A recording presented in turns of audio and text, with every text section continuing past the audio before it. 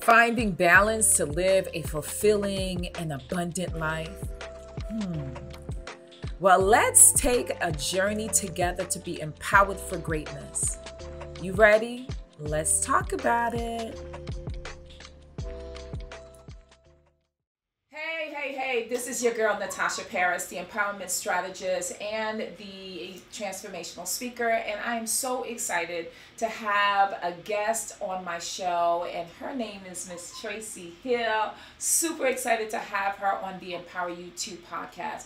And we have an amazing topic today. And this topic is really going to resonate with many individuals because the topic is how to raise emotionally intelligent Black boys in the midst of a divorce. Let's talk about it, Tracy. Tell us a little bit about who you are, please, and where you're from, and how many boys you have too, and how old are they? Okay, we got a lot. We're going to talk about all that. Okay, I love it. So I am Tracy Hill, and I am the CEO and founder of a company called AWoManUp. Yes. What are you a woman up to is what we always say. I'm a woman up to being here with you today. Yes.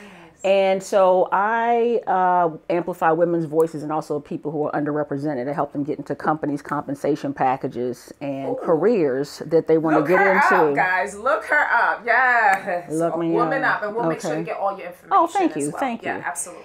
I have two fabulous boys. They're now 17 and 19 years old. The 19-year-old is in his second year of college. He finished his first year with a 3.8 GPA. Wow. We're talking about these boys today. Yes. And my younger son, who is 17, is at Duke Ellington School of the Arts. He's in his last year, and he's starting to, he plays at different little places, and he does both classical and jazz and R&B. He does the upright bass and the electric bass. So. And so he is we're starting to apply to conservatories for him. So I'll be an empty nester next year. Yes. Okay. So let's talk about it. So you have these boys, you're amazing boys, African-American males who are doing exceptionally well. But how did you get there, Tracy? How were you able to get these boys to become emotionally intelligent and stable enough to continue to pursue the things that they really wanted to do in the midst of going through a divorce? Because they were like 7, elementary and school, 9, something like that. Yes, like 3rd and 5th grade or something like that. Oh wow. Yeah. Okay, so talk about that. Yeah. So I knew that something was not right in my marriage. And so I was very uncomfortable. I couldn't put my finger on it, and it just continued for such a long time. He would never address what I was feeling, my ex-husband.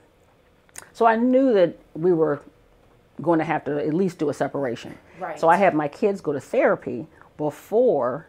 Okay. And that way it kind of prepped them. I love that. For that girl. I love that. You know, as a licensed clinician. Yes. Right. People are often so, especially within the African American community, right? It's like taboo if your child goes to therapy. If they, it's like, is something wrong with them, or then is there really something wrong with me because I had this child, right? Because that's the guilt that people tend to see and feel. But you took yourself out of the equation and said, let me focus on these children. So let's talk about that.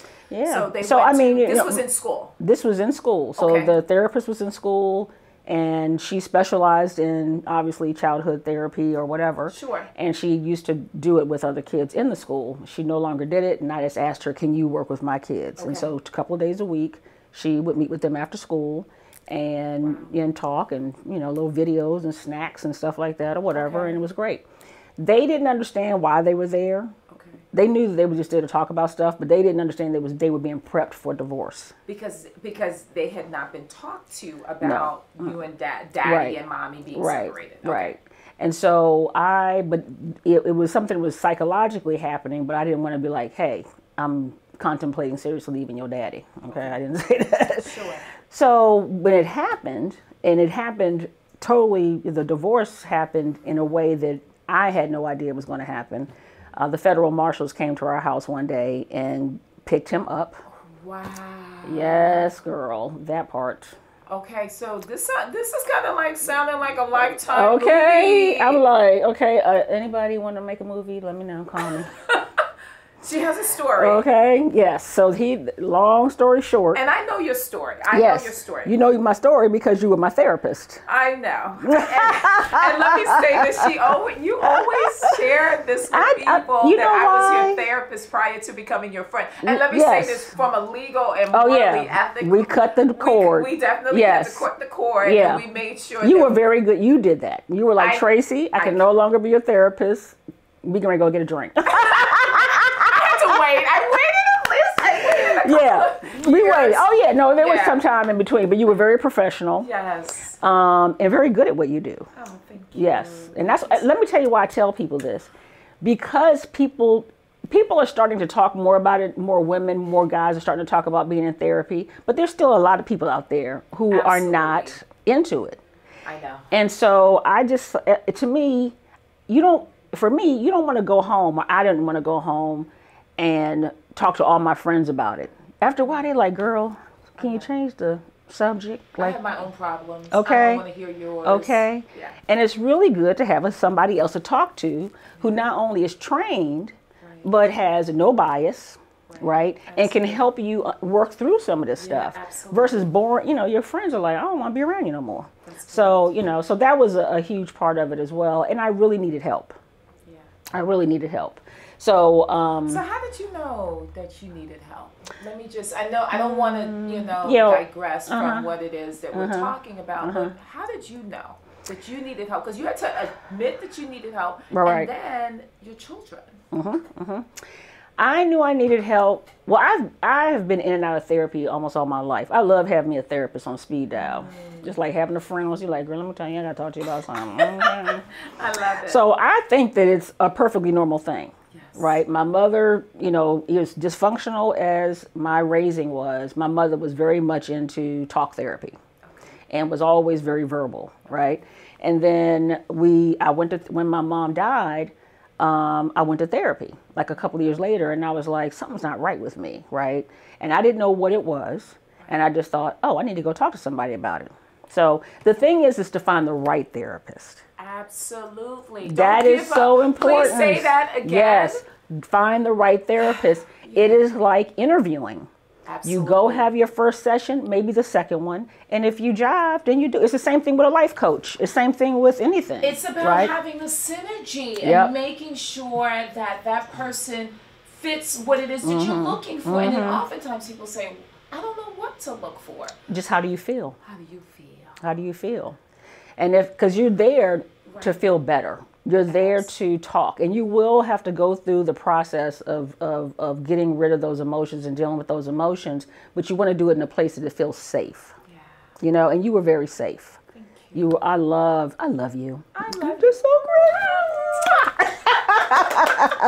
I just got braces, y'all, so I'm trying not to laugh too much. Oh, yes. I wear my retainers every day. Oh, my gosh. You have great teeth. Retainers, and I whiten Crest white strips. They need to pay me for advertising. Okay. Crest. Okay. So so I really wanted, and I did not grow up in the most functional household, right? So, and that's a whole nother can of wax. Yeah, absolutely. So I wanted my children to understand what was going on so that they didn't repeat what happened. Because I ended up repeating almost everything my parents did, good and bad. That's a topic. Without even knowing I was doing it. And then later on, I'm like, well, wait a minute. You did that too? Like my father. I was like, my life is so parallel to my father's life. It's ridiculous. Talk a little bit about, and thank you for sharing your story, right? Because that provided some foundation as to why you saw therapy as a solution, right? To really supporting your boys because you saw it coming. And not just that, you saw what you did not want to happen to your boys because you had experienced it. And so talk about just how did you get them from where they were and when did they finally realize what was happening and how did you cope? In addition to the therapy. When the popo came. Okay. The popo came. When the federale came. So there was a lot of knocking on the door. I have a You have to go watch my TEDx talk. So it's on yes. Look, so it's on there. All of that is going to be in the notes because she has. I'm so glad that she is a person to know, a woman up, and she has been through it and has some scars to prove it. But yeah. What? You know what I'm saying? Come on. Right. But all in all, what did you do? So the thing is, what was important to me was to unleash 2 good Black men into the world. Right. Having not really experienced them myself. And the ones that were good that I experienced, that was so foreign to me, I repelled it. So I attracted unavailable men and available men, but the ones who were unavailable were the ones I was most comfortable with because I had never been in a functional, emotionally available relationship.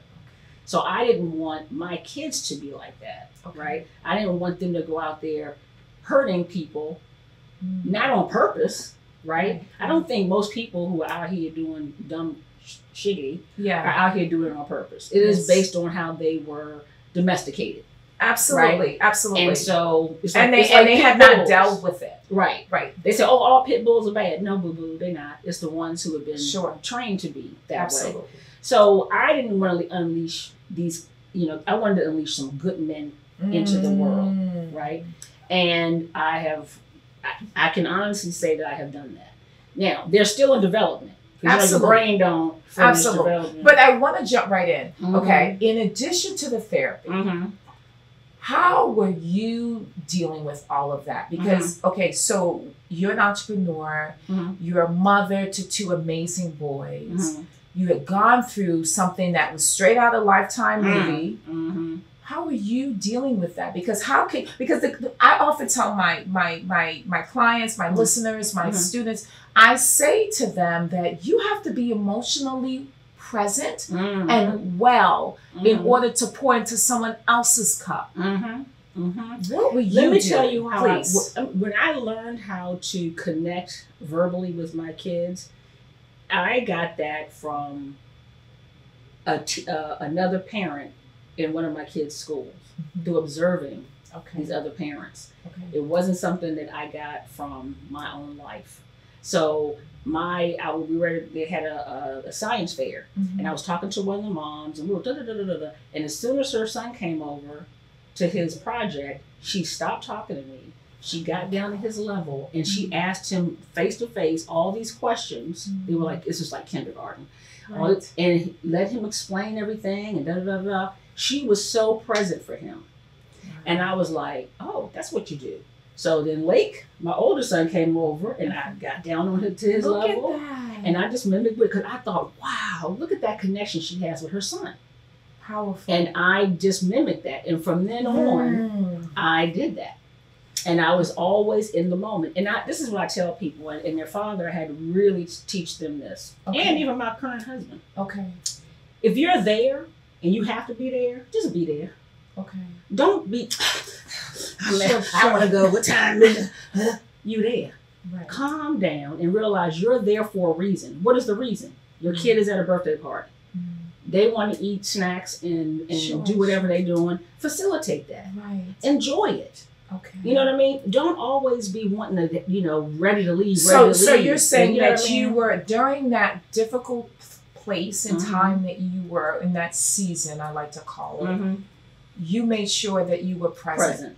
And every time something happened, and my career suffered because of this, because I could not be the present at first when the federale came.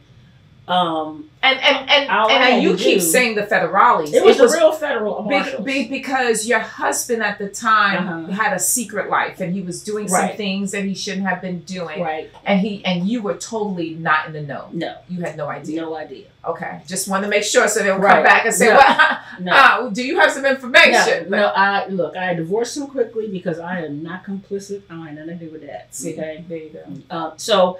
The thing is, and he's working on himself now, blah, blah, blah. So I don't want to say whatever. But it's my story, not his story. He can tell his story on some other podcast.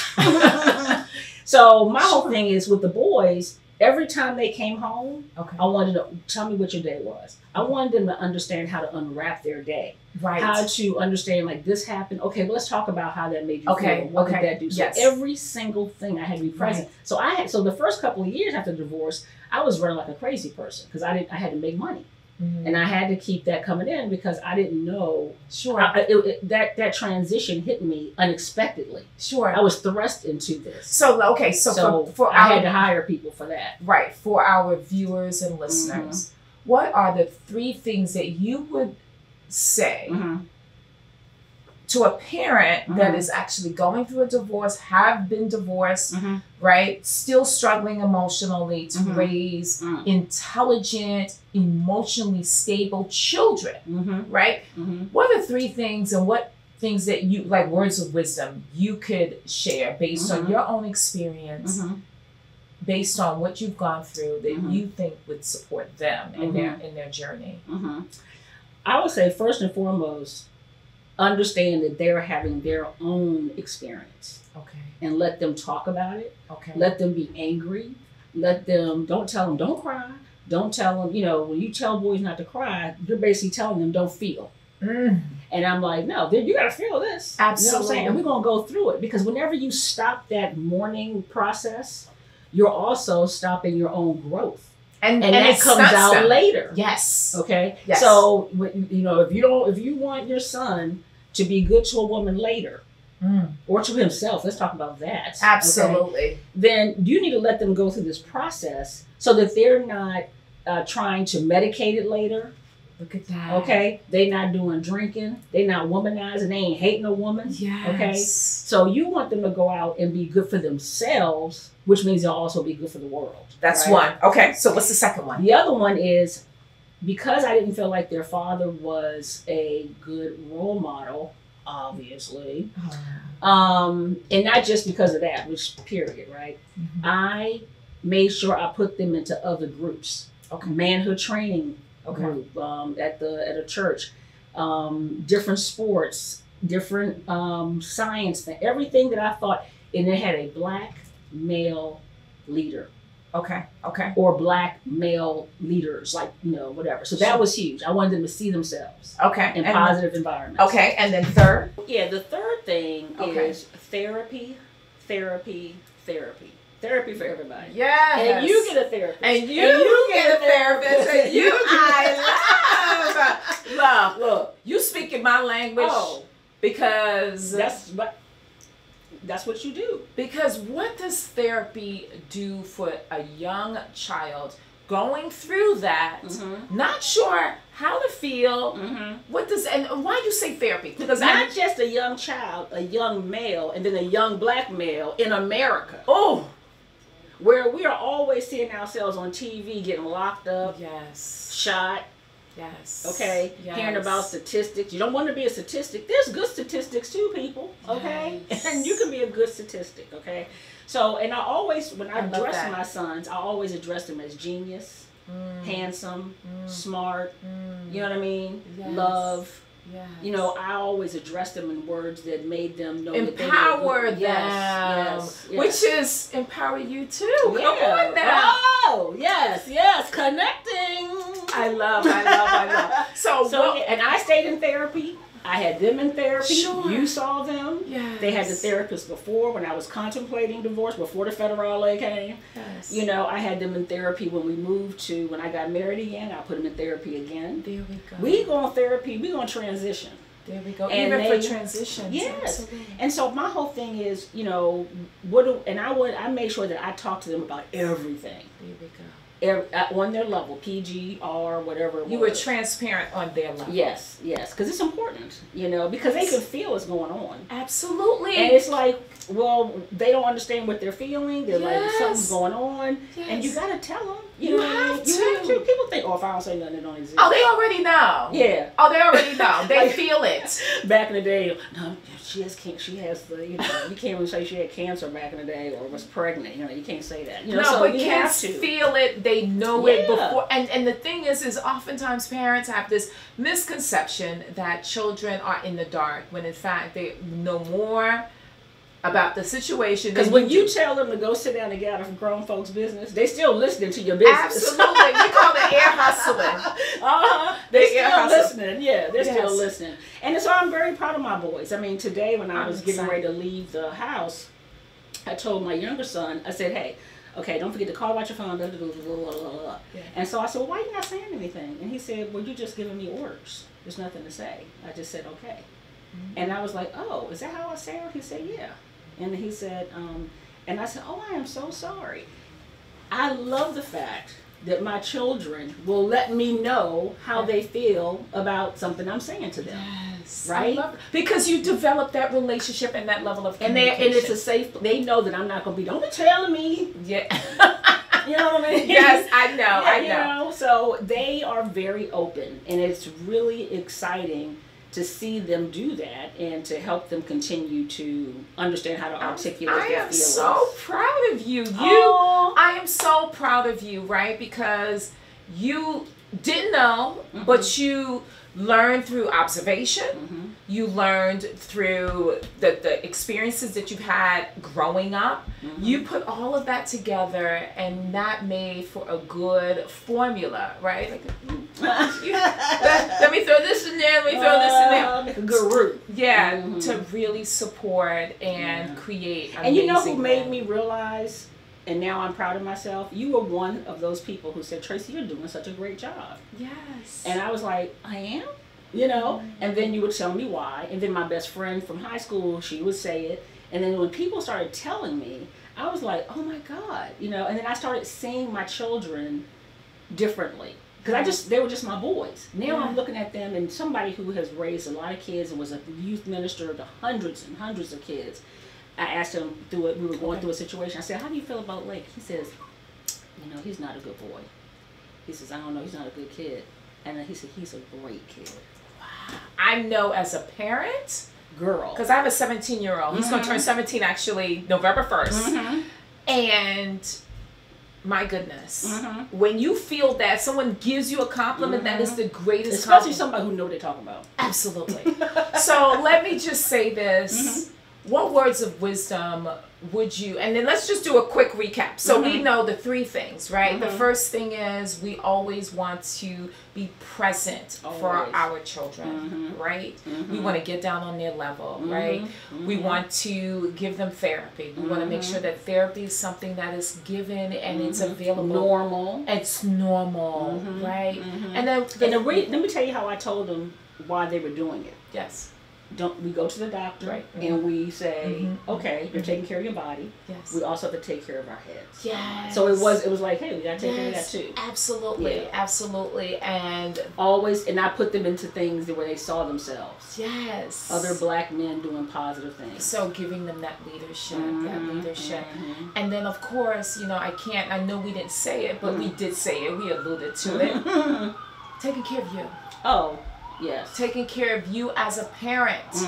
It's tough to raise children in the midst of difficulties such as that. Especially when the father is not emotionally, psychologically, financially available. Yes. You know, when you are doing it yourself. And I'm not a black man. Yes. So I ain't gonna try to be one. Right, absolutely. So let me incorporate some black bruh into my situation. Leaders, and you know what, and that in itself is amazing. Your tribe. Yes, have your a tribe. Yeah, absolutely. Absolutely, your tribe. And so with that said, I just want to say I am so happy that I was able, you know, I know you're a busy woman, but you were willing, and I shared it, and I was like, I would love to have you on my podcast to really provide some insight and input for those who are currently struggling, because sometimes you feel alone. You feel alone. You feel alone, and especially after COVID exacerbated loneliness. Absolutely, right? We're still dealing with COVID. Absolutely, you know? So, absolutely, and that was hard taking the boys through COVID. It was rough. I can imagine, but you did it. I'm so super proud of you. So with that said, I want you to know that Empower You 2 podcast is here for you. We speak to people who have gone through grief and loss, who have gone through levels of hurt and abandonment. But let me tell you, greater is He that is in you than he that is in the world. And so I want you to be empowered for greatness, because without greatness, there's no you, and without you, there's no greatness. And here is this great woman who have raised children through adversity, and they are amazing. Thank amazing. you. Thank you. Oh, I love you.